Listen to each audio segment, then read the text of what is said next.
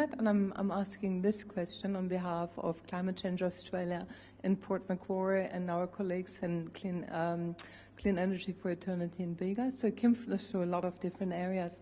And the question in regards to wind, as we know, there have now been countless studies on the wind turbine syndrome, which have generally shown that this is a FERFE.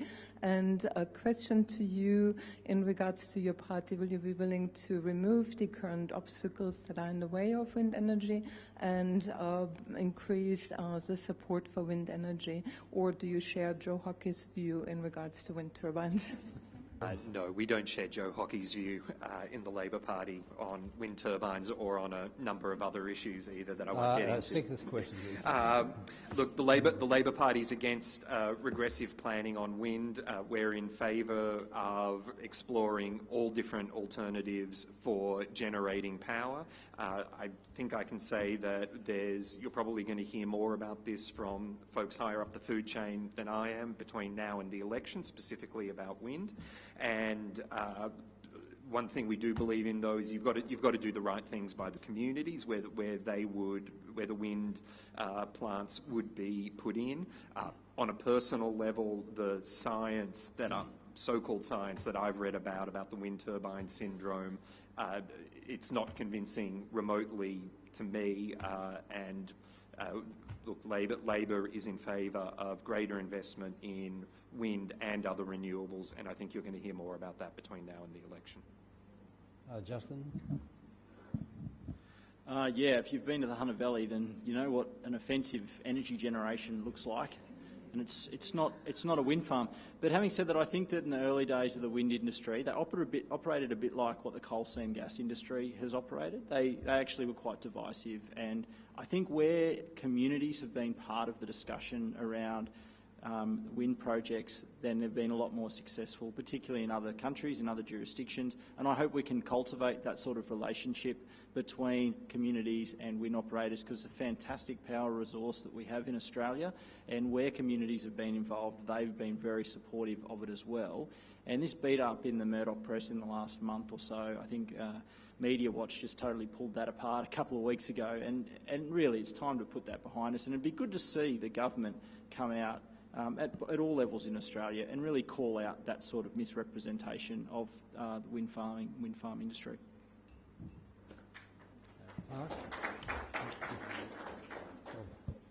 Well, certainly in relation to the science, I endorse the findings of the National Health and Medical Research Council in relation to, they found specifically that there was no direct evidence of any adverse health impacts from within 500 metres of a wind turbine. They, in my view, unhelpfully suggested that there needed to be further research between 500 metres and 1,500 metres. In my non-medical view, I would have thought there were more important medical issues for public health dollars to be spent on investigating, but nevertheless I defer to their expertise on these matters. But nevertheless, I think the main concern, there are two main concerns with local communities that I've spoken to in relation to wind. The one is aesthetic. People, and I've seen the same in relation to electromagnetic radiation from telephone, mobile phone towers. People don't like the look of these things, and that's on beauty on these things in the eye of the beholder, and so they tend to take a more heightened view of some of the health impacts that they think might be associated. When I think the main part of this argument relates to aesthetics. Now, they can be dealt with through the planning system. There are plenty of local people who don't particularly like unit buildings, but nevertheless there are appropriate places and inappropriate places in which to locate them. That's the same sort of discussion we need to have in relation to wind. We also need to deal with this issue, but frankly this is more an issue for industry than for government to mandate, and that relates to sharing the benefits. What is a frustration of mine is that wind companies often will pick one farmer who will benefit from having turbines located on his or her property, and the neighbours get nothing other than having to look at them. And so every day they wake up to the sense that their neighbours making a lot of money and they aren't. I would call on the industry to embrace the idea of shared benefits and to be more transparent about the amounts of money that they're paying to farmers for locating turbines on their property, because there have been many examples of where the behaviour of the wind industry has created division, and that division makes it harder for the next reputable wind developer to come along and create a project. I also think that there are plenty of locations in New South Wales which have entirely welcoming communities with very good wind resources, and I'd certainly, wherever possible, encourage wind operators to go to those communities which have their arms open for the jobs. I mean, particularly the northwest around Glen Innes, all those areas, Guyra, where there's a much more receptive community than in the areas around Bungendore, where you have a lot of self-funded retirees who have bought there because of the landscape vista and may have a view that they don't particularly like what wind turbines look like. Mark. Look, just very quickly, coming back to this sham wind turbine syndrome, it's supposed to be caused by infrasound, which is sound that is too low to hear.